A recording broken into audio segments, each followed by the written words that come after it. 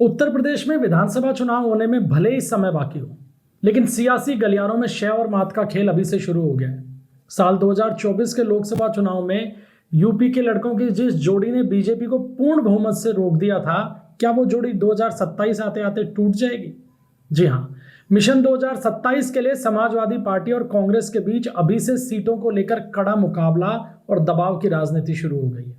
एक तरफ लोकसभा चुनाव से जोश में आई कांग्रेस की महत्वाकांक्षाएं हिलोरे मार रही हैं, वहीं दूसरी तरफ सपा प्रमुख अखिलेश यादव ने साफ कर दिया है कि इस बार भी वो बड़े भाई की भूमिका में ही रहेंगे और झुकने के मूड में तो कतई नहीं है। लोकसभा चुनाव में 37 सीटें जीतकर यूपी में सबसे बड़ी पार्टी बनी अखिलेश यादव की समाजवादी पार्टी के तेवर इस बार बदले बदले से हैं। अखिलेश ने सीट वितरण को लेकर बेहद सख्त संकेत दे दिए हैं। गठबंधन के भविष्य पर अगर बात करने की बात हो तो अखिलेश ने साफ लफ्जों में कहा है कि बात सीटों की संख्या की नहीं है, बल्कि जीत की है। सीट महत्वपूर्ण नहीं है, यूपी की राजनीति में इस बार जीत महत्वपूर्ण है। यानी सपा की नजर सिर्फ और सिर्फ बीजेपी को हराने वाले जिताऊ समीकरणों के ऊपर है। सूत्रों की माने तो समाजवादी पार्टी इस बार ये चाह रही है कि कांग्रेस को 2017 के मुकाबले कम से कम 25 सीटें कम दी जाएं।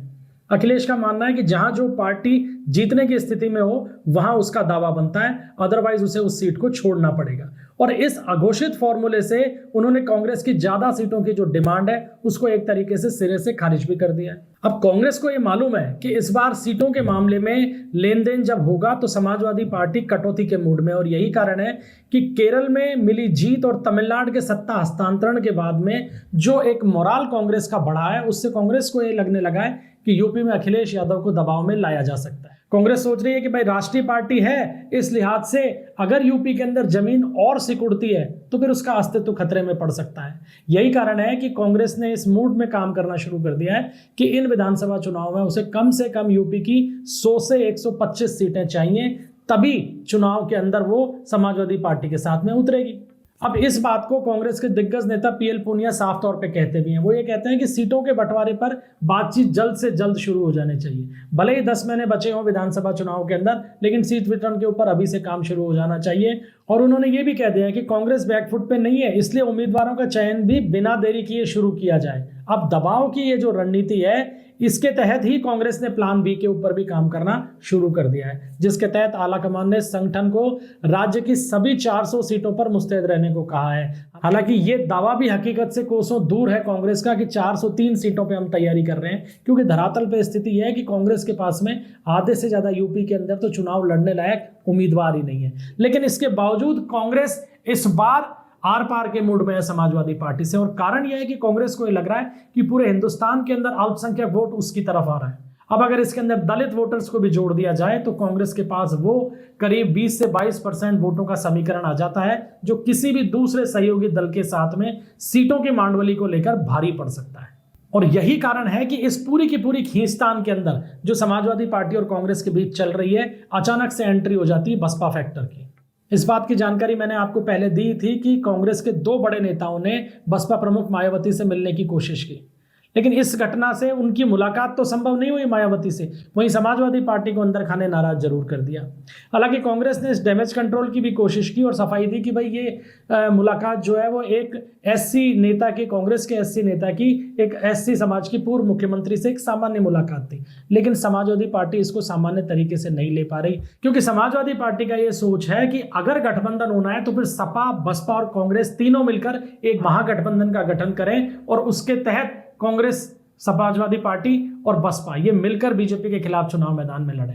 लेकिन अगर इस गठबंधन की कोई बात होती है तो फिर वो समाजवादी पार्टी को सेंटर स्टेज में रखते हुए होनी चाहिए। वहीं कांग्रेस ने अपने स्तर पर बसपा प्रमुख से संपर्क साधा तो ये समझ में आता है कि ऐसा क्यों किया गया। हालांकि उसके बाद से ही कांग्रेस बैकफुट पे आई और कांग्रेस ने कहना शुरू कर दिया कि हमारा गठबंधन तो केवल समाजवादी पार्टी से ही रहेगा। लेकिन राजनीतिक पंडितों का ये मानना है कि हकीकत में ये जो पूरा का पूरा घटनाक्रम हुआ है, ये कांग्रेस की तरफ से दबाव की रणनीति का एक केंद्र रहा है और समाजवादी पार्टी को ये संकेत देने का काम किया गया है कि भाई आप नहीं तो हमारे पास में विकल्प मौजूद है। जबकि समाजवादी पार्टी ये कह रही है कि भाई हम तो चाहते हैं कि तीनों पार्टियां मिलकर गठबंधन बना लें और गठबंधन के तहत चुनाव लड़ें बीजेपी से और बीजेपी को सत्ता से बाहर करें। लेकिन बसपा इस मामले के अंदर कोई रेस्पॉन्स दे नहीं रही है। लिहाजा हमें यह समझ में आ रहा है कि कांग्रेस कहीं ना कहीं गेम खेलने की कोशिश कर रही है। अब सवाल ये उठता है कि एक दूसरे की तमाम चालों को दोनों पार्टियां भांप रही हैं, गणित को समझ रही हैं, तो सीटों को लेकर ये जो तल्खी और ये जो दबाव की राजनीति है, ये आखिर हो क्यों रही है? तो इसको समझने के लिए आपको यूपी के अंदर पिछले चुनावों के समीकरणों को देखना पड़ेगा। 2017 के चुनाव में पहली बार कांग्रेस और समाजवादी पार्टी साथ में आई और यूपी का विधानसभा चुनाव लड़ा।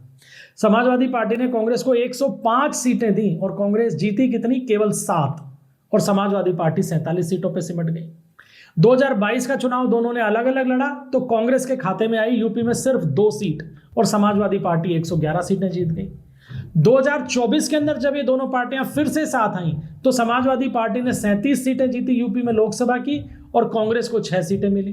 तो समाजवादी पार्टी का ये कहना है कि भाई जो सफलता कांग्रेस को मिल रही है वो हमारी वजह से मिल रही है और हम साथ नहीं होते हैं तो कांग्रेस साफ हो जाती है, जैसा कि 2022 में हुआ। 2017 में 100 प्लस सीटें दे दी तो केवल 7 जीत के आए हो। समाजवादी पार्टी ये सोच रही है कि भैया इनकी सीटों का आंकड़ा 50 के आसपास रहना चाहिए और यही कारण है कि अखिलेश ने कहना शुरू कर दिया है कि सीट नहीं जीत जरूरी है, क्योंकि वो जानते हैं कि कांग्रेस के पास जिताऊ उम्मीदवार जो हैं वो बहुत मुश्किल अगर देखा जाए तो 50 से ऊपर नहीं पहुंच रहे हैं।